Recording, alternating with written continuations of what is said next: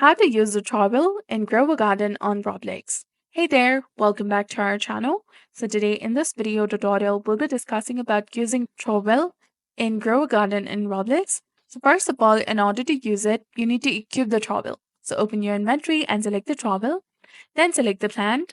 Go to the plant that you want to move and click on it to select it. Now move the plant. While holding the trowel, go to a new location in your garden and click again to place the plant over there. Each trowel can be used 5 times before it breaks. So how to get the trowel? So you need to go to the gear shop, buy the trowel from Eloish Gear Shop, which is near the seed shop, and then check the availability. The shop's item change every 5 minutes, so check again later if the trowel isn't there.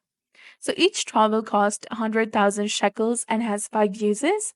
So some tips for using the trowel are you need to plan your garden. Organize your garden by grouping similar plants together, and this helps with harvesting and mutation.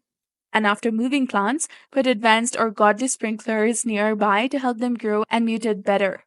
If you want to replant something, use the trowel to move it to a new spot where it has enough space and resources to grow.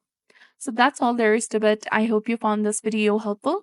If you did, please like, share, and subscribe. Thanks for watching.